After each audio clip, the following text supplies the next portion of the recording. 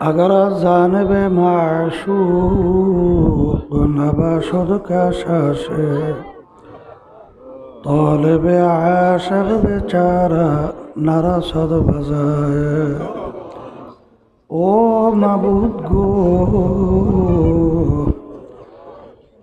एक फोटा पानी दिए ही बने आदम के बनाया। এই দুনিয়াতে কয়েকদিন ঘুরাইয়া ফিরাইয়া আবার অন্ধকার কবরে নিয়ে যাইবেন।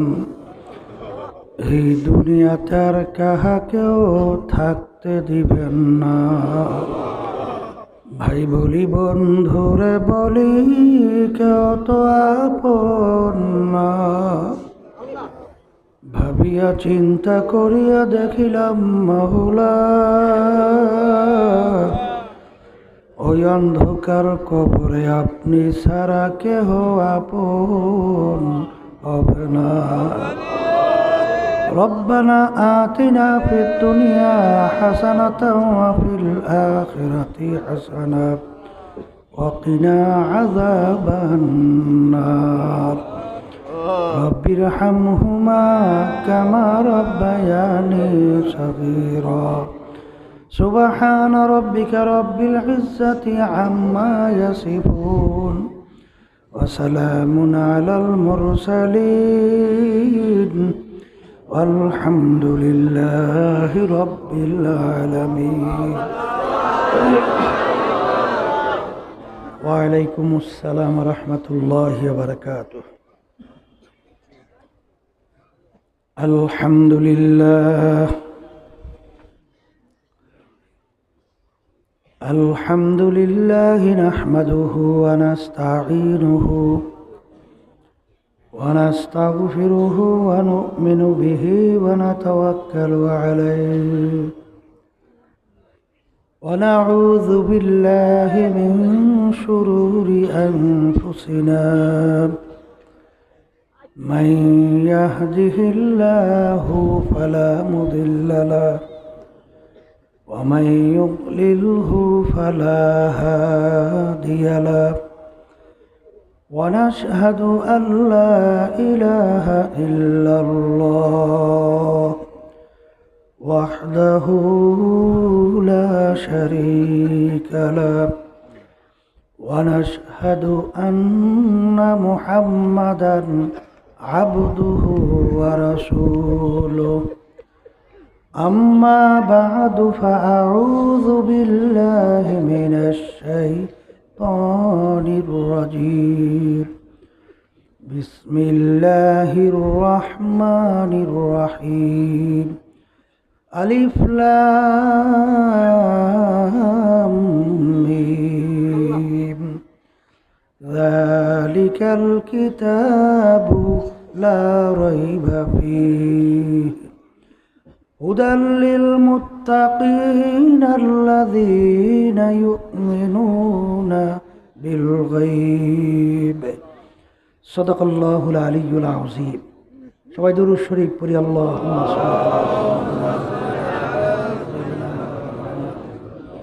সাল্লাল্লাহু আলাইহি ওয়া আলা আলিহি ওয়া আসহাবিহি ওয়া বারাক ওয়া সাল্লাম।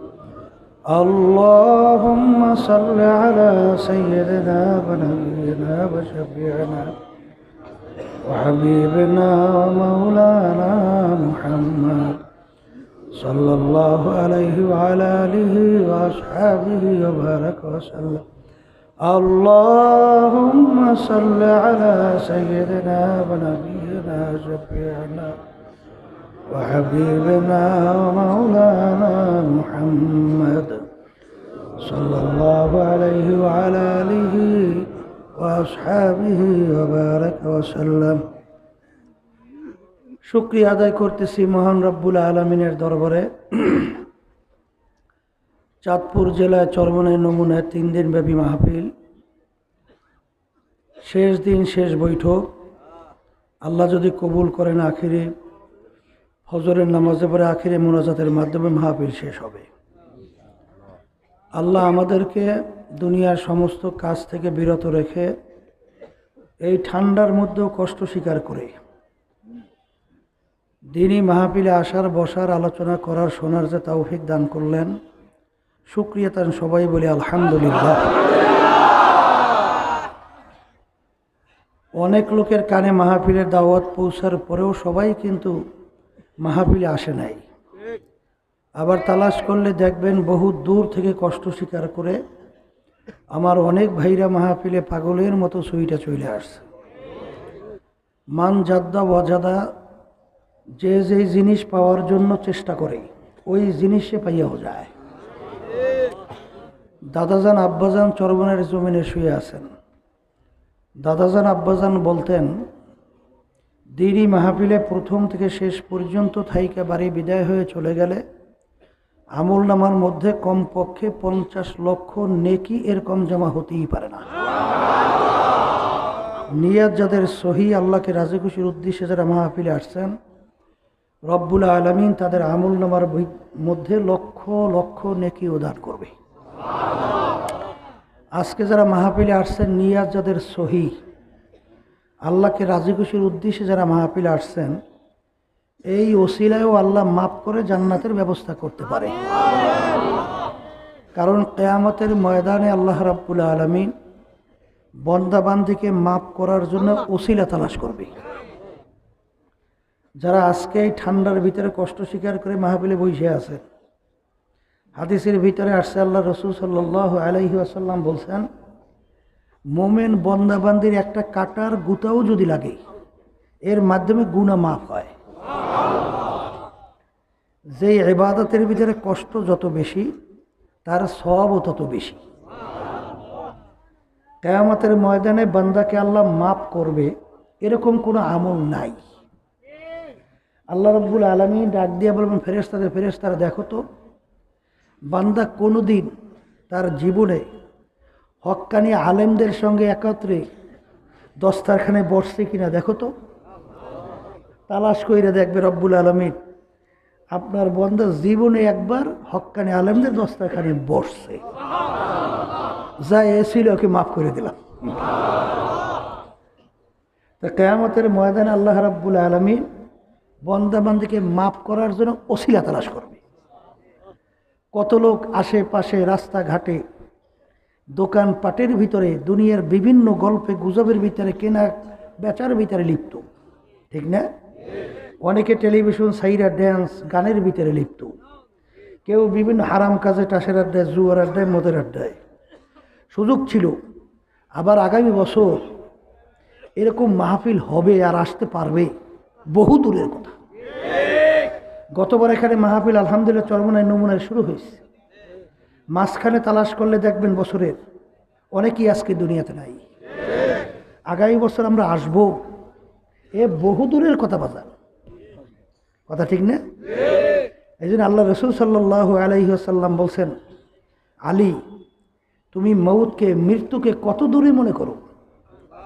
আলী রাদিয়াল্লাহু তাআলা আনহু বলছেন, ইয়া রাসূলুল্লাহ, হাবিব আল্লাহ, আমি যখন নামাজের জন্য ওযু করতে যাই তখন আমি খেয়াল করি আমার জীবনের শেষ ওযু মনে হয় এই, সামনে রক্তের নামাজের জন্য আর ওযু করার সুযোগ নাও পেতে পারি। আল্লাহ রাসূল সাল্লাল্লাহু আলাইহি ওয়াসাল্লাম বললেন, আলী তুমি তো ভুল করছো, মৃত্যুতে এত দূরে না। এক নামাজ থেকে অন্য নামাজ আসতে মাঝখানে বহু সময়ের ব্যবধান। তুমি এইভাবে খেয়াল করো, নামাজের ভিতরে ডান দিকে সালাম ফিরে এসো, বাম দিকে সালাম ফিরাতে পারি কিনা, কথা ঠিক না? এর বাস্তবতা দুই একটা ঘটনা আল্লাহ মাঝে মধ্যে দেখায়। গলাচিপা পটুয়াখালী জেলা, গলাচিপা থানা, শুনছিলাম ওখানে চরমনের একজন মুজাহিদ ফজরের নামাজ পড়ার জন্য মসজিদে আসছে। মসজিদে ইমাম সাহেব আসে নাই, লোকেরা ধৈর্য তাকে ইমামতির জন্য সামনে দিল।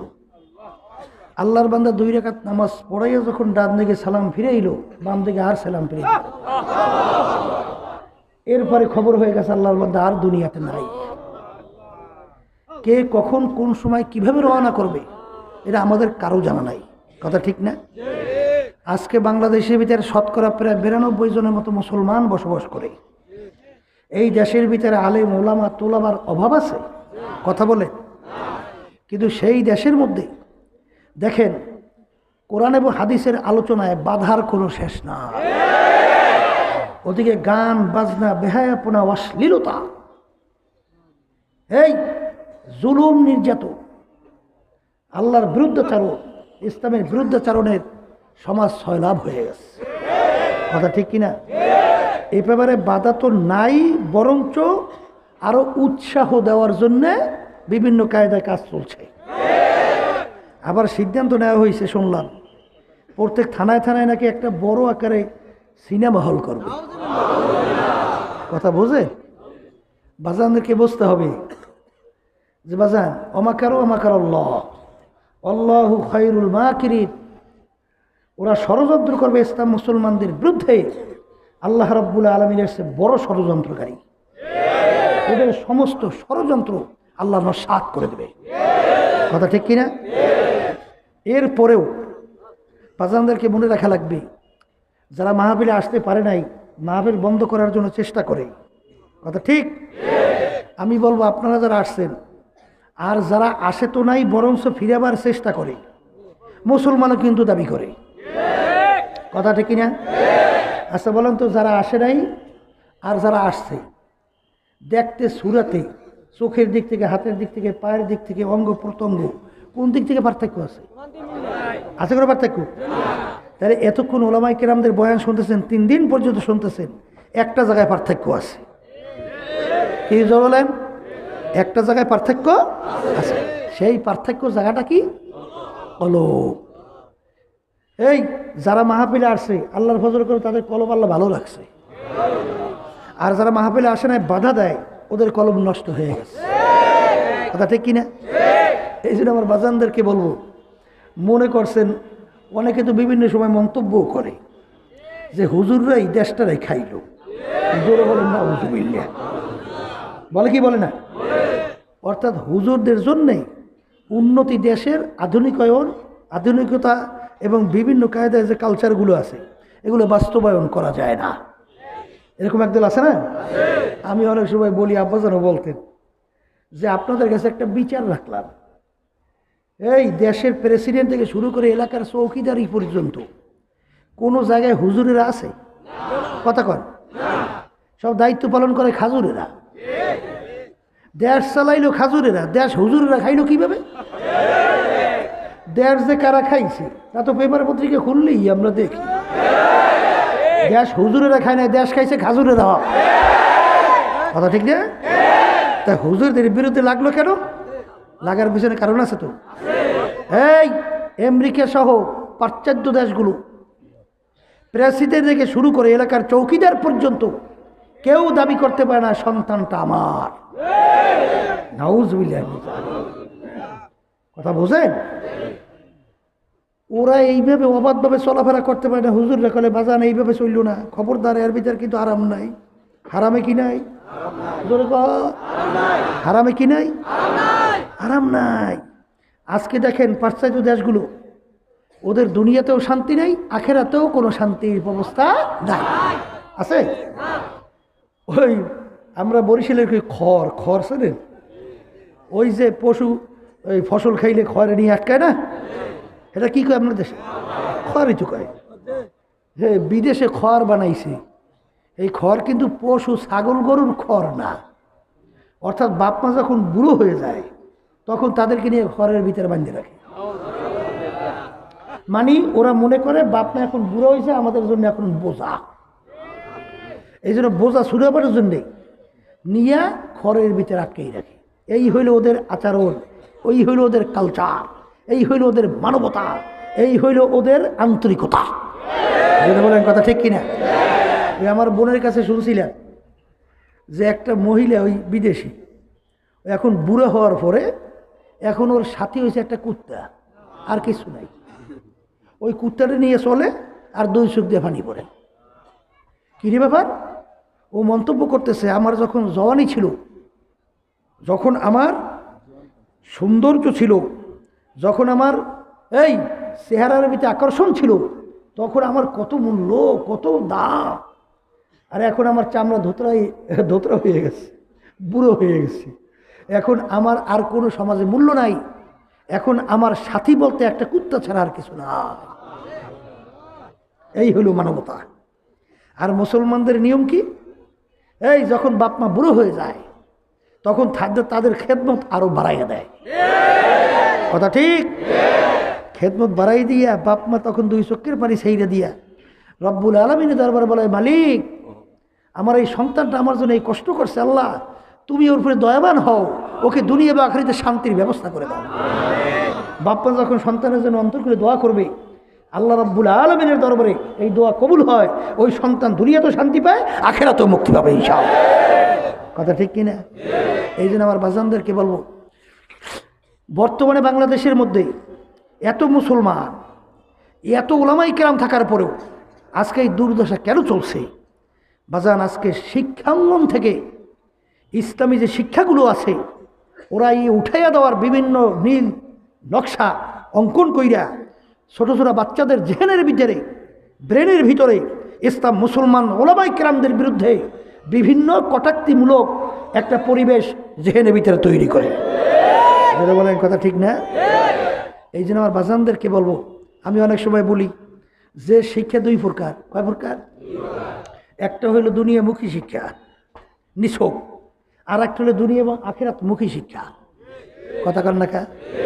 এই দুনিয়ামুখী শিক্ষা যাদের সঙ্গে দিনী শিক্ষা কোনো সংমিশ্রণ নাই, এই নিছক দুনিয়ামুখী শিক্ষার মাধ্যমে 100 জন মানুষের ভিতরে 100 জন কুত্তার চেয়েও খারাপ হয়। কেউ রাগ করবেন না, বোঝার চেষ্টা করেন। জোরে বলেন কথা ঠিক কিনা? এখন অনেকে বলতে পারেন, হুজুর কি বললেন, দুনিয়ামুখী অনেক শিক্ষায় শিক্ষিত, তারা দি নামাজি, তারা দি দিনদার, তাদের দি কপালে দাগও পড়িয়ে গেছে, অনেক আলেমুল আমাদের তাদের আমল অনেক ভালো। জোরে বলেন কথা ঠিক কিনা? আমি বলবো বাজার খবর নিয়ে দেখেন, তারা ওই শিক্ষার মাধ্যমে নামাজি হয় নাই, তারা ওই শিক্ষার মাধ্যমে রোজাদার হয় নাই, তারা ওই শিক্ষার মাধ্যমে জুলুম ছাড়ে নাই, ওই শিক্ষার মাধ্যমে তারা মিথ্যা ছাড়ে নাই। যে কোনো এক নামাজির সঙ্গে সংস্পর্শে থাকার কারণে নামাজি হয়েছে। একজন সৎ প্রকৃতির লোকের সঙ্গে সম্পর্ক রাখার কারণে ও এখন সত্যবাদী হয়েছে। কি আমি কথা ভুল বলছি না? বলছি। এই যদি এই শিক্ষার মাধ্যমে মানুষ হইতো, আমি বলি এই বাংলাদেশের ভিতরে আমার আব্বাজান বলতেন ডাকাইত দুই ধরনের। ডাকাইত কয় ধরনের? এক শ্রেণীর ডাকাত রাস্তার ভিতরে আপনাকে ধইরা বুকের ভিতরে পিস্তল ধরে, ছুরি ধরে বলে কি আছে বের কর, নাহলে কিন্তু ছুরি বুকে ঢুকাইয়া দেবো। আছে?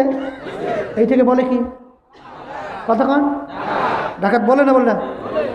এই আর এক শ্রেণীর বর্তমানে ডাকাই রয়েছে, কলম ধরছে। আর কি আসতে কর? কি ধরছে? কলম ধরে বলতেছে টাকা দিলে দাও, নাহলে 4 সিট উল্টা যাইবে। টাকা দিলে দাও, নাহলে এই কাজের বিল পাবা না। টাকা দিলে দাও, নাহলে তোমার চাকরি হবে না। এই মাইকের বই বই মানে মোড়ামুড়ি করে, কেউ কথা বোঝে না ওটাই নাকি? হ্যাঁ,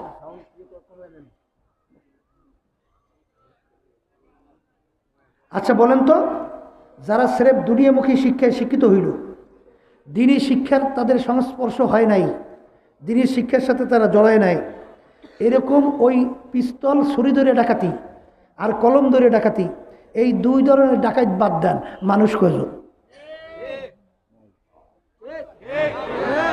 একজন আছে? জোরে কার?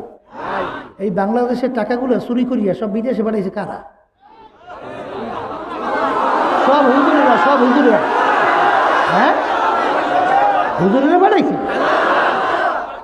আবার বর্মেয়া দাবি করে আমি অমুক, আমি সমুক। তুমি কি? তুমি একটা চোর, তুমি একটা বদমাশ, তুমি একটা নির্লজ্জ। আজকে আমার রিক্সাওয়ালা বাজানরা এই বেটার মাইকের জন্য আজকে বয়ান করতে হবে না, এই বেটাই তো ফাজিল শুরু করতে। যে কথা বলতে চাইছিলাম, রিক্সাওয়ালা বাজানরা, বাজান রাস্তার ভিতরে রিক্সা চালায়, গরমের ভিতরে মাথার ঘাম পায়ে পড়ে পরে পরে এই ট্যাক্স ভ্যাটের টাকা সরকারি ফান্ডে জমা হয় না? এই কৃষক ভাইরা রাস্তায় ক্ষেতের ভিতরে কৃষি কাজ করে, রোদের চামড়া পরে কালো হয় না? নদীর ভিতরে, সাগরের ভিতরে জানের ঝুঁকি নিয়ে মাছ ধরে না? এই এতজন জেলে নিখোঁজ হয় না? হয় না? এই টাকাগুলো সরকারি ফান্ডে জমা হয়, আর ওখানে পাওয়ার হইয়া ওই টাকা চুরি কইরা তারপর বান্দরনি বানায়। বান্ধবী শোনেন নাই, কয়েকদিন আগে ৩৫০০ কোটি টাকার উপরে চুরি করিয়া ৮০ জনের মতো বান্ধবী বানাইছে। কথা ঠিক না? ঠিক। ওর বাপের টাকা না, ১৪ কোটি টাকা, আমার বাংলাদেশের জনগণের মেহনতি টাকা। কথা ঠিক না? আবার ওরা বলে একটা বেডা হইছে। মানুষ তো দূরের কথা, কুত্তার চেয়েও খারাপ হয়েছে, খবর নাই। জোরে বলেন কথা ঠিক কিনা? এই মুসলমান সন্তানেরা মনে করছে আমরা হুজুররা কিছু বুঝি না। অক্সফোর্ড বিশ্ববিদ্যালয় যেইটা প্রতিষ্ঠা করছে বিজাতিরা, খ্রিস্টানরা তাম দুনিয়ার ভিতরে এই উচ্চ শিক্ষা দুনিয়ামুখী সবচেয়ে বড় শিক্ষা প্রতিষ্ঠানের নাম অক্সফোর্ড বিশ্ববিদ্যালয়, ঠিক কিনা? সেখানের ভিতরে এখনো পরিষ্কারভাবে লেখা আছে তাম দুনিয়া সৃষ্টির পরে ১০০ মনীষীর নাম। কত মনীষীর নাম? এই ১০০ মনীষীর নামের ভিতরে সর্বপ্রথম নামটা বিজাতিরা লিখতে বাধ্য হয়েছে মুহাম্মদুর রাসূলুল্লাহ। আমরা লিখি নাই, বিজাতিরা লেখছে, ঠিক কিনা? বাজানদেরকে বলবো, আল্লাহ রসুলের ইতিহাস পড়েন, সাহাবায়ে কেরামদের ইতিহাস পড়েন। এই আল্লাহর হাবিবকে আল আমিন উপাধি দিতেছে কারা? মুখ খুলে বলেন কাফেররা। আবার জোরে বলে কারা? না মুসলমানরা। আলামিন উপাধি দিয়েছে কাফেরেরা। আল্লাহর হাবিবের সে এত সত্যবাদী দুনিয়াতে ইতিহাসে আসেও নাই, আসবেও না, নাইও। জোরে বলেন কথা ঠিক না? ঠিক। একে তো কাফেরেরা উপাধি দিয়েছে। যখন নাকি তাদের কবিলের ভিতরে বংশ ঝগড়া সৃষ্টি হইত, তখন সমাধানের জন্য আল্লাহ রসুলকে তারা সালিসি হিসেবে মানত। কথা বলে আল্লাহর ঘরের করোনার যে হজরে আসওয়াদ পাথর নিয়ে ঝগড়া বাজছে ৪ কবিলের ভিতরে, ৪ গোত্রের মধ্যে, তখন তারা সবাই মিলে আল্লাহ রসুলকে বাঁচেন সালিশ দেন, সমাধান চেপে এইটা মানব। আল্লাহ রসুল সাল্লাল্লাহু আলাইহি ওয়াসাল্লাম বললেন, একটা রুমাল নিজের লাইসা দিয়া তারপর পাথরটা নিজে উঠেই গেছে। কলে এখন ৪ কবিলা ৪ করোনা ধরছে দইয়া ওই যেখানে হজর আসওয়াদ রাখা হয়েছে, ওটা কিন্তু বেহেশতের একটা পাথর, আল্লাহর পক্ষ থেকে আল্লাহ রাব্বুল আলামিন পাঠাইছেন। কথা বললেন? তাই যখন নাকি ওরা উঠাইবে, কে উঠাইবে? আল্লাহ রাব্বুল নিজে উঠাইয়া আস্তে ওই জায়গায় রেখে দিয়েছে। সবাই শরীক হয়েছে, ঝগড়াও শেষ হয়ে গেছে। কথা ঠিক না? আমার বাজানদেরকে বলবো, আমেরিকার প্রধান বিচারালয়ের সামনে এখনো পরিষ্কারভাবে মূল ফটকে লেখা রয়েছে, সর্বযুগের সর্বশ্রেষ্ঠ আইন প্রণেতা, তার নাম হলো মুহাম্মদুর রাসূলুল্লাহ। এই বছর দেড়েক আগে ইটালির এক সংসদ সদস্য, ইটালির পার্লামেন্টের এমপি ছিল, ইসলাম মুসলমান বিদ্বেষী তাম দুনিয়াতে উল্লেখযোগ্য একজন, তিনিও একজন। চিন্তা করলে ইসলাম মুসলমানদের বিরুদ্ধে একটা বই লিখতে হবে। ইসলাম মুসলমানদের বিরুদ্ধে বই লিখতে ইসলাম সম্পর্কে জানা লাগবে না? যখন জানতে গেল, তিনি নিজেই কিছুদিন আগে কলেমা পড়ে মুসলমান হয়ে। আজকে মুসলমানদের অপবাদের কোনো শেষ নাই, ঠিক না? মুসলমানরা বিজেপির উপরে আঘাত করে, জুলুম করে, নির্যাতন করে, সন্ত্রাস বলে, কি বলে না?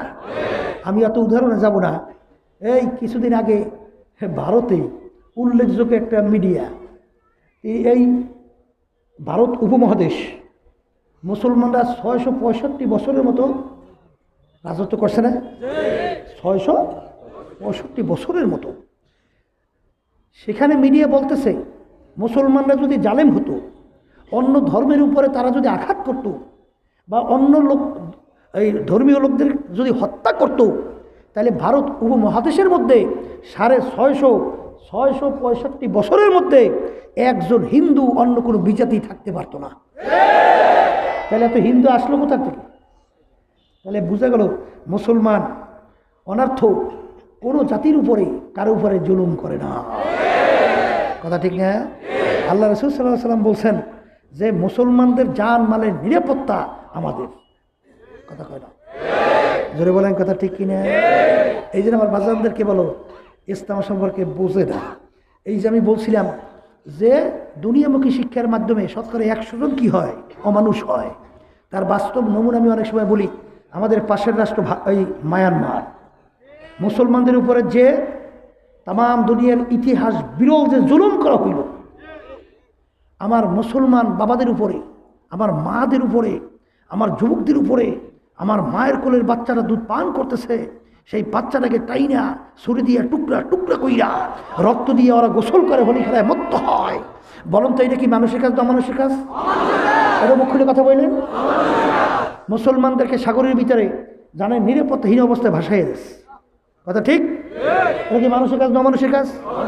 আচ্ছা, এরপরে আসেন, যখন নাকি আপনার খেয়াল করছেন জাতিসংঘ নাম শুনছেন, আমার আব্বাজার রহমাতুল্লাহ আলাইহি তিনি সৌদি সরকার তাদের আমন্ত্রণে রয়্যাল গেস্ট হিসাবে একবার হজে যাওয়ার সুযোগ পাইছিলেন। আব্বাজার রহমাতুল্লাহ আলাইহি আরাফাত ময়দানে সরকারি সৌদি সরকারের পক্ষ থেকে তিনি ওখানে ভাষণ দেওয়ার সুযোগ পাইছিল। সেখানে তামাম বিশ্বের মুসলমান জমা হয়েছে না? এই আব্বাজান বলছিলেন, হে তামাম দুনিয়ার মুসলমানেরা, আমরা যে জাতিসংঘ দেখতেছি এটা মূলত জাতিসংঘ নয়, এটা হলো মুসলমান নিধনকারী সংঘ। আসো আমরা সবাই একত্রিত হয়ে মুসলিম জাতিসংঘ প্রতিষ্ঠিত করি, কথা ঠিক? তার আজকে বাস্তব তামাম দুনিয়ায় তার নজির আছে, জোরে কান। ইরাকের ভিতরে আমেরিকা সহ ন্যাটো জোট যে আক্রমণ করলো, আমি জিজ্ঞাসা করি বাজান অজুহাত কি দিল? জীবন ওয়াসওয়াস। কি আসলো জোরে কান? এই জীবন ওয়াসের অজুহাতে লক্ষ লক্ষ মানুষ মাইরে ফেলাইছে না? দেশটা এত সুন্দর দেশটাকে এই ধ্বংসস্তূপে পরিণত করছে না? এত লোক মারলো, দেশটাকে ধ্বংস করে ফেললো। পরবর্তীতে এখন রিপোর্ট বেরোইছে জীবন অস্ত্র বলতে কোনো চিহ্ন নাই। এতে তারা সন্ত্রাস হয় না, সন্ত্রাস হয় বলে মুসলমান। সেই জাতিসংঘের ভিতরে যখন মায়ানমার ইস্যু উঠছিল আলোচনায়, তখন তামাম দুনিয়া মোরল দাবি করে ভারত, চীন, রাশিয়া, আমেরিকা, এই লন্ডন, ফ্রান্স, এরা জাতিসংঘের সেই প্রস্তাবের ভিতরে মায়ানমারের পশুদের পক্ষ অবলম্বন করলো না নির্যাতিত মুসলমানদের পক্ষ অবলম্বন করলো? একটু মুখ্য কথা বলেন। পশুদের পক্ষ অবলম্বন করলো, কথা ঠিক? তাহলে এখন বলেন, এই যারা পক্ষ পশুদের অবলম্বন করলো এর ভিতরে শিক্ষিত একজনও নাই, কথা কয় না? সব কি উচ্চ শিক্ষিত? জোরে কান। বড় বড় লেভেলের শিক্ষিত না? তাহলে ওই শিক্ষার মাধ্যমে ওকে মানুষ বানায় নাই, কুত্তার চেয়েও খারাপ বানাইছে, কথা ঠিক? এই জন্য আমার বাচ্চাদেরকে বলবো, এই বাংলাদেশের ভিতরে দুই একজন বৌদ্ধ আছে না, শতকরা 1% হবে না। আমাদের মুসলমান মা বোনদের উপরে, আমার বাচ্চাদের উপরে, আমার মুরব্বীদের উপরে আঘাত করে টুকরা টুকরা করলো। আমাদের মুসলমানদের ভিতরে রক্তকষ্ট নাই? আমাদেরকে একটু মায়া লাগে নাই?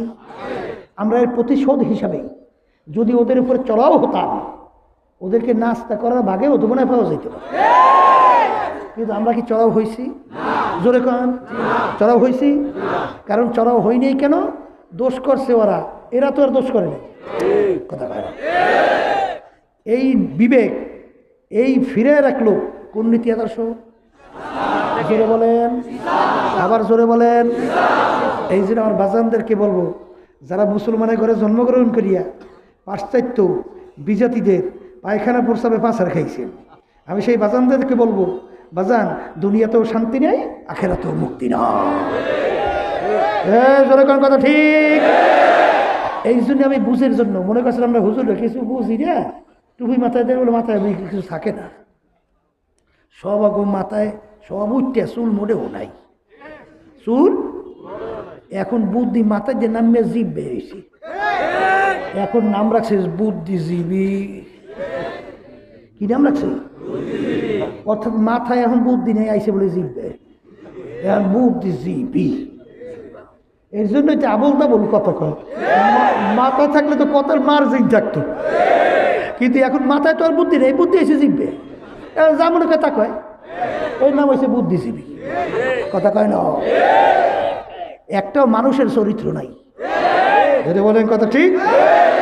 এই জন্য আমার বাচ্চাদেরকে বলবো, মনে করছে আমরা হুজুর কিছু বুঝি না, বুঝা শুনে টুপি মাথায় রাখছি, বুঝা শুনে দাঁড়িয়ে রাখছি, বুঝা শুনে লম্বা জামা গায়ে দিছি, এই বুঝা শুই না জুলুম আল্লাহর ফজলে করি না, বুঝা শুনে মিথ্যা কথা বলি না, বুঝা শুনে জুলুমের ভিতরে লিপ্ত হই না, বুঝা শুনে আল্লাহর ফজর করে হুঁশ থাকতে জীবন থেকে নামাজ ছাড়ি না।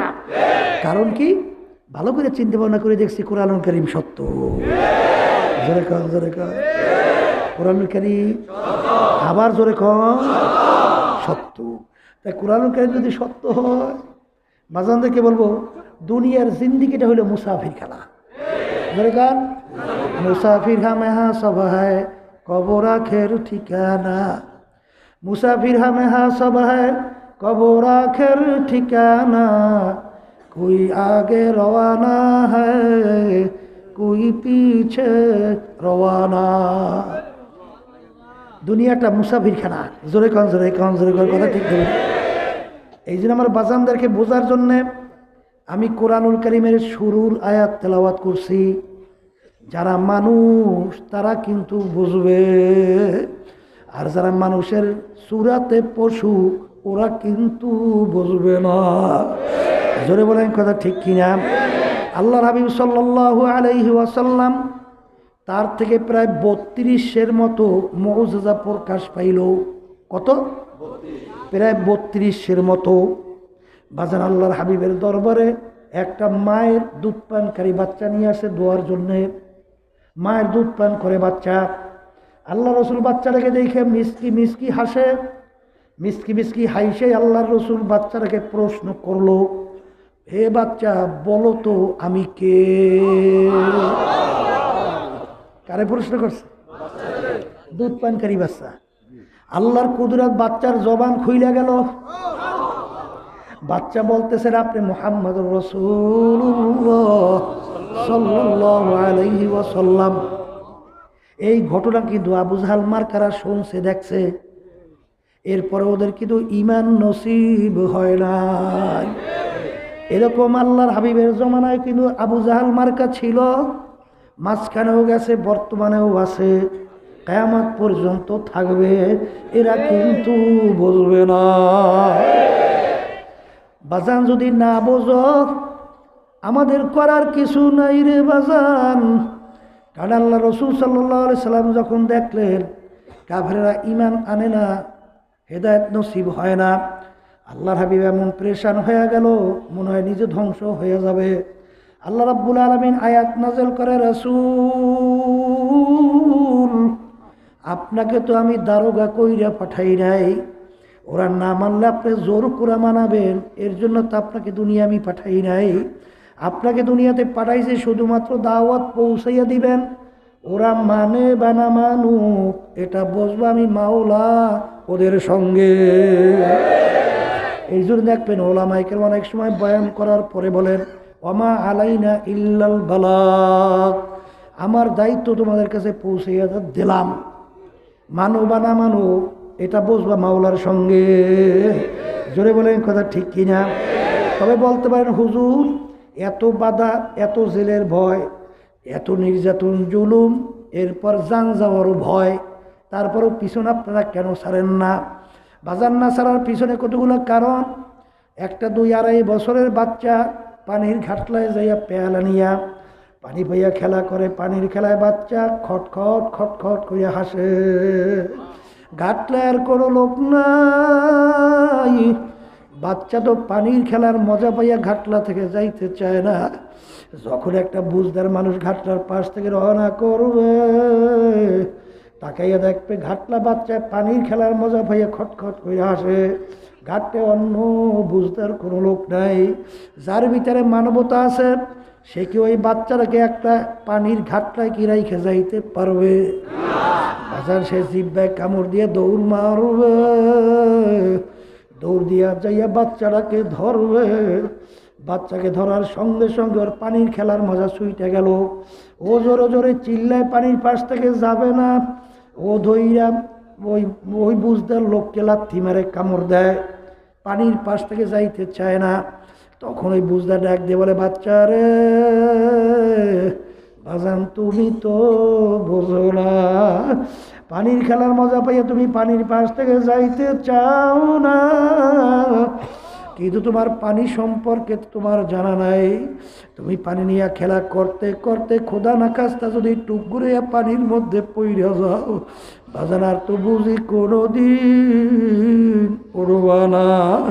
তুমি আমাকে যত লাইঠাও যত ক্যামেরাও, যদি তুমি যত চিল্লাও, তোমাকে একা পানির পাশে আমি রাইখা যাইতে পারবো না। বাজার আমরা হক্কানি ওলামায়ে কেরাম কোরআন এবং হাদিস অনুযায়ী দেখতেছি কতিবে আল্লাহর বান্দা বান্দিরা, আমার যুবক বাবারা, আমার যুবক মেয়েরা, আমার মা বোনেরা, আজকে মেয়েরা ছেলেদের সঙ্গে আড্ডা মারতে মজা পাইয়া, ছেলেরা মেয়েদের সঙ্গে আড্ডায় মজা পাইয়া, রোজা না রাইখা রোজা বেরোজদারে মজা পাইয়া, বাজান রে হারামে মজা পাইয়া, ঘুষে মজা পাইয়া, সুদে মজা পাইয়া, আরে দুনিয়ামুখী সরকারি দলের ক্ষমতা পাইয়া বাজান রে বিভিন্ন জুলুমের ভিতরে লিপ্তে মজা পাইয়া ধরাকে সরা জ্ঞান মনে করে না, খিট খিট করে হাসতে আছে। আমরা যখন বাধা দেই, বাধা দিলে আমাদেরকে মারতেও চায়, গালিও দেয়, এমনকি আমাদের ঘাড় পর্যন্ত ভাঙিয়া ফেলতে চায়। বলো কথা ঠিক যাবে ঠিক। তারপর আমরা বলি বাজান বোঝো বোঝো, তোমাদের পায়েও ধরছি হাতেও ধরছি বাজান, তোমাদের তো জানা নাই তোমরা জাহান্নামের কিনারায় বসে খেলা করতেছ, আমার মাওলার শুধু হুকুমের অপেক্ষাটু বাকি আছে। আমার মাওলার হুকুম অনুযায়ী সালাতু ওয়াস সালাম পিছনে হাত পাত্যা দাঁড়াই অপেক্ষা করতেছে। আমার মাওলা যখন বলবে আজরাইল ধর, ওই অবস্থায় যদি তোমাকে থাবা মাইরা বসে, আর তো বাজান দ্বিতীয়বার দুনিয়াতে ফেরত আসতে পারবা না। এ দুনিয়াদার পাগল আমার বাজানরা, হারে তামাম দুনিয়ার যে কোনো প্রান্তে মানুষ থাকতে সেকেন্ডের মধ্যে যোগাযোগ করা যায়। রাশিয়া, আমেরিকা, চীন, ভারত, যেখানে মানুষ থাকুক না কেন, লন্ডন থেকে সেকেন্ডের ভিতরে যোগাযোগ করা যায়। কিন্তু তোমার আমার বাড়ির দরজা আমার আম্মা ঘুমায়া রইল, আমার আব্বাও ঘুমায়া রইল, আমার আত্মীয় স্বজন ঘুমায়া রইল, ওই আসপদ খবর দিতেও পারলো না, নিতেও কিন্তু পারলাম না। এমন একটা দিন আসবে রে মন, যেদিন দুনিয়ার সব কিছু নিয়ম অনুযায়ী চলতে থাকবে, আরে তুমি আর আমি খবর দিতেও পারবো না, নিতেও কিন্তু পারবে না। এ আল্লাহর দুনিয়াদার পাগল আমার বাজানরা, আল্লাহর বান্দারা, এ পর্দার আড়ালের মা বোনেরা, আল্লাহ রাব্বুল আলামিন বলেন ইন্নাল ইনসানা লিরাব্বিহি লাকানুদ, মানুষ বড় নেমখারাম। বাজার একটু মাঝে মধ্যে নিরিবিলি একটু চক্ষু বন্ধ করো, চক্ষু বন্ধ করে একটু মোরাকাবা, একটু চিন্তা করো, তোমার আমার উপরে আমার মাওলার কি দয়া কে মায়া। বাজার কিয়ামত পর্যন্ত যদি সেজদায় পড়ে শুকরিয়া আদায় করতে থাকো, কোনোদিন বুঝি শুকরিয়া আদায় শেষ হবে না। বাজান কবি এক কথায় বুঝাতে যাইয়া বলছি না, আদমিয়া দাদাইবা সব মুসলমান কর দাই, আয় খোদা করবা সওয়াব ইহসাব আর ইহসাব করো দাই। আমার মালিকের তোমার উপরে কি দয়া কি মায়া। একটু চক্ষু বন্ধ করে মাঝে মাঝে নিরিবিলি একটু মোরাকাবা চিন্তা করো। বাজান আমি মালিকের কাছে তুমি আর আমি কেউ দরখাস্ত করি নাই, মালিক দয়া মায়া করে আমার রুহটাকে আপনি মুসলমানের ঘরে দান করেন। বাজান এরকম কেউ দরখাস্ত আল্লাহর কাছে করছেননি? বাজান আমার মালিক আল্লাহু আকবার, হিন্দুর বাচ্চারও তো একটা রুহু, খ্রিস্টান বাচ্চারও তো একটা রুহু, ইহুদির বাচ্চারও তো একটা রুহু, বাজান বৌদ্ধের বাচ্চারও তো একটা রুহু, অন্য অন্য ছাগল ভেড়া গরু তারও তো একটা রুহু। আমার মাওলা যদি ইচ্ছা করত, তোমার আমার রুহকে একটা হিন্দুর ঘরে ঢুকাতে পারত, একটা খ্রিস্টানের ঘরে ঢুকাতে পারত, বাজান একটা ইহুদির ঘরে ঢুকাইয়া দিতে পারত। তুমি আর আমি একটা হিন্দুর বাচ্চা খ্রিস্টানের বাচ্চা হয়ে দুনিয়ার জন্ম হয়ে যাইতাম। আমার মাওলার কাছে বিনা দরখাস্তে বিনা চেষ্টায় তোমার আমার রুহকে আমার মালিক মুসলমানের ঘরের ভিতরে দান করলো। এখন তুমি আর আমি মুসলমান হিসাবে আজকে পরিচয় দিবে আব্দুল করিম, আমি রেজাউল করিম। পর্দালে মা বোনেরা দে, আমি আয়েশা, আমি ফাতেমা, এই পরিচয় দে। এই পরিচয় দেওয়ার বাজান আমার মাওলার কুদরত, তোমার আমার উপরে মাওলার রহমত। জোরে বলো কথা ঠিক না বেঠি? আমার বাজানদেরকে বলো, আজকে মুসলমানের ঘরে জন্মগ্রহণ করলাম, আমার মাওলা তোমাকে আমাকে কিভাবে দুনিয়ায় পাঠাইলো, কিভাবে মায়ের পেটে লালন পালন করলো। একটু চক্ষু বন্ধ করে মাঝে মধ্যে একটু চিন্তা করো বাজান। আল্লাহু আকবার। আল্লাহ রাব্বুল আলামিন তোমাকে আমাকে স্মরণ করে দেওয়ার জন্য বলেন, হাল আতা আলাল ইনসানি হিনুম মিনাদ দাহরি লাম ইয়াকুন শাইআম মাযকুরা। হে বর্মেয়ারা, হে মাতুকবাররা, হে সরদারেরা, হে বড় বড় ধনী আমার বাবারা, হে ক্ষমতা সম্পন্ন বাবারা, আল্লাহ রাব্বুল আলামিন তোমাকে আমাকে স্মরণ করে দেওয়ার জন্য বলেন, হে আব্দুল করিম, তুই একটু তোর নিজের অস্তিত্বের দিকে তাকাইয়া দেখ। তুই ছিলি এক কাতরা নাপাক পানির মানুষ। ওই পানির ভিতরে তোর কোনো অস্তিত্ব বলতে কিছুই ছিল না। তাও আবার আমসাজ, তাও আবার ভেজাইলা পানি। ওই ভেজাইলা পানির মধ্যে আমি ওই পানিকে জমাট বানাইয়া রক্তের দেয়া তৈরি কইরা, ওই রক্তের ভিতরে আস্তে আস্তে আমি হাড্ডি তৈরি করলাম। ফাকাসাউনাল ইযাম লাহমা, ওই হাড্ডির উপরে আমি গোশত লাগাইয়া ফি আহসানি তাকওয়িম, কত সুন্দর সুরাতের একটা মানুষ তোকে আমি তৈরি করলাম। ও আল্লাহর বান্দারা, পর্দালে মা বোনেরা, কত মানুষ অন্ধ তোমার আমার কাছে এসে দেখা করে। আজকেও কয়েকজন অন্ধ আমার সঙ্গে দেখা করলো। আমার মালিক ইচ্ছা করলে তোমাকে আমাকে অন্ধ করে বানাইতে পারতো কি পারতো না? আরে অন্ধ এসে ডাক দিয়ে বলে, হুজুর, আপনাকে আমার মালিক কত সুন্দর দুইটা চক্ষু দান করলো, কত সুন্দরভাবে দুনিয়াকে দেখেন। আমাকে মালিক চক্ষু দেন, আমি তামাম দুনিয়াটা দেখি অন্ধকার। হুজুর, আমাকে একটা পয়সা দান, চাউল কেনবো, ভাত পাক কইরা খাবো। তার দিকে তাকাইলে চোখের পানি রাখা যায় না। মালিক, তুমিও তো আমাকে ইচ্ছা করে এরকম অন্ধ করিয়া দুনিয়ায় পাঠাইতে পারতা।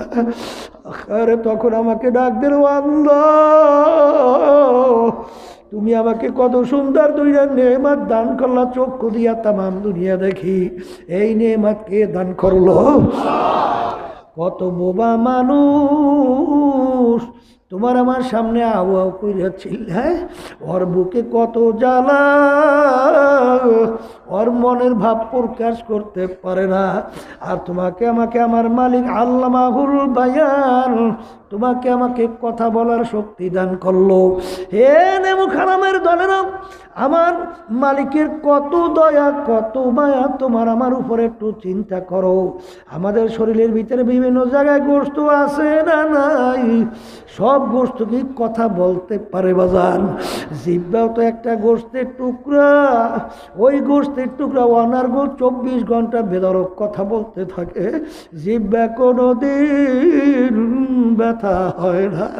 এই কুদরাতি কথা বলার শক্তি কে দান করলো? এ জোরে মুখ খুলে বলা, কে কে কে? আমার মালিক একটু দেখুক, বান্দা আমাকে আল্লাহ বইলা ডাক দিয়েছে। আল্লাহ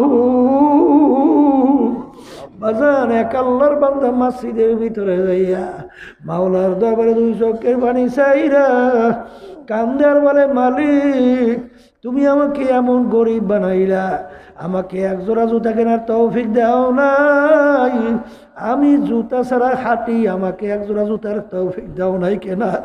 ওই আল্লাহর বান্দা কাইটে কেটে যখন মসজিদ থেকে নামলো, দেখে মসজিদের দরওয়াজায় এক আল্লাহর বান্দা পেয়ালা হাতে নিয়ে মানুষের কাছে পয়সা চায়, ওর 2টা পাউই নাই। তখন এই আল্লাহর বান্দা মাওলার দরবারে কান্দার বলে, মালিক, আমার চেয়ে এত নেমুখার আমার দুনিয়ায় থাকতে পারে না। তুমি আমাকে পয়সা দাও নাই, এর জন্য আমি আফসোসে কান্দি। তুমি তো তোমার এই বন্দার দুইটা নেমাত পাওই দান করো নাই, আমাকে তো দুইটা নেমাত তুমি পাও দান করলা। মালিক আমার ছেলে মুখার আমার নাই বাজার, এই পাও নেমাত কে দান করলো রে বেলা। এ আল্লাহর বান্দারা, আমি কিশোরগঞ্জ কয়েক বছর আগে গেছিলাম, সেখানে একটা বড় লোক একটা তার সন্তানকে নিয়ে আসলো, দেখতে এত সুন্দর ফুটফুটে চেহারা, সে কান্দা সুরে বলে, হুজুর আমার সন্তানটাকে মাওলা ভালো মন্দ বোঝার শক্তি দান করে নাই, আমার সন্তানটা প্রতিবন্ধী, ওর জন্য একটু দোয়া করেন। তখন তাকাইয়া বলি, মালিক তুমিও তো আমাকে ইচ্ছা করলে এরকম প্রতিবন্ধী বানাইতে পারতা, তখন আমার কোনো মূল্য ছিল না, তুমি আমাকে ব্রেন নেমাত দান করলা। এই ব্রেন নেমাত কে দান করলো? জোরে বলো কে? আল্লাহ। এরও জোরে চিৎকার মারে বলো কে? এ দুনিয়াদার পাগল আমার বাজার, মন কি বুঝো রে মন রে, দুনিয়া আসার পরে বড় হইয়া এখন বাপকে আব্বা কইয়া ডাক দেয়, আব্বার কলিজাও ঠান্ডা হইয়া যায়, আম্মাকে আম্মা বইলা ডাকে, আম্মার কলিজাও ঠান্ডা হইয়া যায়, বন্ধুকে বন্ধু বইয়া ডাকে, বন্ধুর কলিজাও ঠান্ডা হইয়া যায়, দলের নেতা নেত্রী লিডারকে লিডার নেতা নেত্রী কইয়া ডাক দেয়, তাদের কলিজাও ঠান্ডা হইয়া যায়। আমার মালিক কেমন যারা ডাক দিয়ে বলো, রে মুখারাম, যেই জবান দিয়ে তোর বাপকে ডাকলি, তোর মাকে ডাকলি, তোর বন্ধুকে ডাকলি, তোর দলের নেতা নেত্রীকে ডাকলি, ওই জবানটা তো দিছিলাম আমি।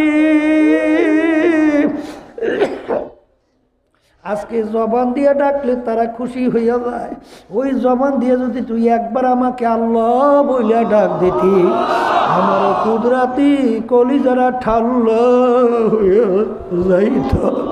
বাজার আমার মালিক বড় দয়ার মালিক, আমার মাওলা বড় মায়ার মাওলা। আমার মাওলা কেমন দয়ার মাওলা, কার প্রেমে পড়ছো, কার মোহাব্বতে পড়ছো, কার জন্য জীবন শেষ করতেছো। হে দুনিয়াদার পাগল আমার বাজানরা, হে কবরের যাত্রীরা, তার বাস্তব তাম দুনিয়ার ভিতরে বর্তমানে করোনা ভাইরাস চলছে। বাজান আজকে প্রমাণ হয়ে গেল কে কার আপন। তোমাদের এই চাঁদপুরের ভিতরে দেখছো করোনা ভাইরাসে স্বামী মহিলা গেছে, স্ত্রীর কাছে যায় না, আর স্ত্রী মহিলা গেছে স্বামী কাছে যায় না, সন্তানের কাছে পর্যন্ত যায় না। লাশ গোসল করে দাফন কাফন করবে, কার জন্য জীবন শেষ করলা, কার জন্য হারামকে হারাম বললা না, ঘুষকে ঘুষ বললা না, সুদকে সুদ বললা না। কই আজকে তোমার পাশে কেউ একটু সহযোগিতার হাত বাড়ায় না। আজকে দিনদার আল্লাহওয়ালা মানুষ, বিশেষ করে বাজারে ইসলামী আন্দোলন মুজাহিদ কমিটির দিনদাররা জানের ঝুঁকি নিয়ে তাদের কাছে যাইয়া গোসল করাইয়া কাপড় পরাইয়া জানাজা নামাইয়া কবর খুই দেয়া কবর রাখিয়া দোয়া করে। এ জোরে বলো কথা ঠিক না ঠিক? কার জন্য জীবন শেষ করলা রে বাজান? এই যে আমার বাজানদেরকে বলবো, পর্দানে মা বন্ধুদেরকে বলবো, আসলে আমরা যাদেরকে আপন মনে করি কেউ কিন্তু আপন না, সব স্বার্থের পাগল। এ জোরে বলো সব কির পাগল, কির পাগল। আরে আজকে বাস্তবতা দেখছো, কার জন্য সম্পদ রেখে দাও বাজান? যমুনা গ্রুপের মালিক কিছুদিন আগে মারা গেল, তাম দুনিয়ার ভিতরে উল্লেখযোগ্য ধনীর ভিতরে তিনিও একজন। যখন নাকি শ্বাস টানতে ছাড়তে পারে না, ডাক দিয়ে ডাক্তারকে বলে, ডাক্তার কাগজ কলম নিয়ে আসো, আমার সমস্ত সম্পদ তোমাকে লিখে দেব, যদি আমার একটু শ্বাস টানা ছাড়ার ব্যবস্থা করতে পারো। এখন আর কেউ কাছে নাই, এখন আর কেউ তার পাশে নাই। আজকে হাজার হাজার হাজার হাজার কোটি টাকার সম্পদ রেখে গেল, কই তার সঙ্গে তো আর কবরে নিতে পারলো না। এরকম একদিন আসবে তুমি আর আমি কবরে সম্পদ নিয়ে যাইতে পারবো না। এই জন্য আমার বাজানদেরকে বলবো, পর্দানে মা বোনদেরকে বলবো, বাজান হযরত থানবী রহমাতুল্লাহ আলাইহি বয়ান করতে করতে এক পর্যায়ে বইলে ফেলো, রে মানুষ আমি মনে একটা কুকুরের চেয়েও খারাপ হয়ে গেলাম। লোকেরা বলে, হুজুর আপনি কুকুরের চেয়ে কিভাবে খারাপ হইলেন? তখন তিনি ডাক দিল, ওরে মানুষ, আমরা অনেকে কুকুর বাড়িতে পালি, বাড়িতে কুকুরকে আমরা কোনো ভালো জিনিসের ভাগ দেই না। আমরা গোশত খাইয়া হাড্ডি বাইরে ফেলাই, মাছ খাইয়া কাটাগুলা বাহিরে ফেলাই, কুকুর হাড্ডি কাটা খাইয়া তার জীবনকে বাঁচায়। রাত্রে যখন মালিক ঘুমাইয়া যায়, কুকুর কিন্তু ঘুমায়। কুকুর সারা রাত্র মালিকের বাড়ি পাহারা দেয়, মালিকের যেন কোনো ক্ষতি না হয়। ভোরবেলা দেখবেন কুকুরের চক্ষু লাল হইয়া যায়। ওই সময় যদি মালিক কুকুরকে মারে, উচিত ছিল কুকুর মালিককে কামড় দেওয়া। ওরে নেমো খারাম, আমি তোর কোনো ভালো জিনিসের ভাগ নেই নাই, তুই হাড্ডি কাটা বাহিরে ফেলে খাই আমার জীবনকে বাঁচাইলাম। আরে তুই সারা রাত্র ঘুমাইলি, আমি কুকুর কিন্তু ঘুমাই নাই, তোর যেন কোনো ক্ষতি না হয়, সারা রাত্র আমি তোর বাড়ি পাহারা দিলাম। তুই এখন আমাকে মারো, তোকে আমি কামড়াইয়া রাখবো না।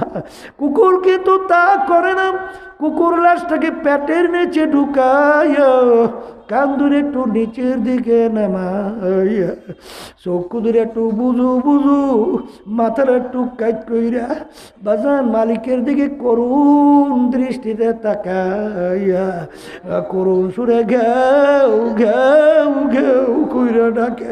মনে হয় যেন কুকুর বলতেছে, মালিক, ও মালিক,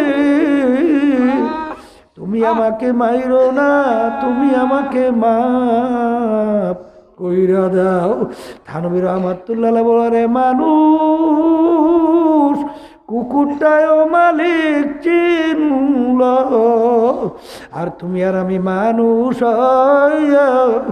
আমার মালিককে চিনলাম না। এই জন্য বাজানদেরকে বলবো, পর্দালে মা বোনদেরকে বলবো, বাজান দুনিয়া কিন্তু ক্ষণেকের জিন্দিগি, দেখতে না দেখতে শেষ হইয়া যায়। আর দুনিয়া মাজরাতুল আখিরা, এই দুনিয়াতুল আখিরাতের সম্বল ফসল কামাই করার জায়গা। বাজান রে, দুনিয়ার যে কোনো কাজে 5 বার যদি কেউ ঠইগা যাও, ওই কাজের ভিতরে চেষ্টা করলে জিতবার আশা করা যায়। কিন্তু একবার যদি কেউ কবরে যাইয়া ঠগা, আর দ্বিতীয়বার দুনিয়াতে আইসা আপিল কইরা জিতবার কিন্তু আর আশা নাই। এই ক্ষেত্রে যে আমার আব্বাজান রহমাতুল্লাহ বলতেন, বাজান যেই মামলার তদবির নাই, সেই মামলারও কিন্তু খালাস নাই। ছাত্র যদি পড়াশোনা না করে পাশ করার আশা করতে পারে না, বাজান ব্যবসায় যদি ব্যবসায় শ্রম না দেয়, ওই ব্যবসায় কিন্তু ভালো ফলাফলের আশা করা যায় না। হে দুনিয়াদার পাগল আমার বাবারা, তোমার আমার সামনে আখিরাতের 5টা মামলা দাঁড় হইয়াছে।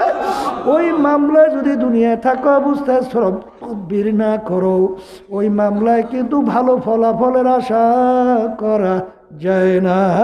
আর একবার যদি কবরে কেউ ঠগা, আর দ্বিতীয়বার দুনিয়াতে আইসা আপিল করিয়া জিতবার কিন্তু আর আশা নাই। এই জন্য আমার বাজানদেরকে বলবো, পর্দালে মা বোনদেরকে বলবো, 3 দিন পর্যন্ত মাহফিল চলতেছে, আমার বাজানরা কত কষ্ট করে এত বড় মাহফিলের ব্যবস্থা করলো, শুধুমাত্র কারণ কি, আল্লাহর থেকে পথ ভোলা বন্দা বান্দিদেরকে আল্লাহর সঙ্গে কিভাবে জড়াইয়া দেওয়া যায়, এই চিন্তা রাত্র ঠিক মতো ঘুমাইতে পারে নাই, ঠিক মতো খাওয়া দাওয়া সময় মতো করতে পারে নাই। এই ব্যবস্থার মাধ্যমে বাজান, এই ব্যবস্থা আজকে 3 দিন শেষ হইতে চলছে রে বাজান।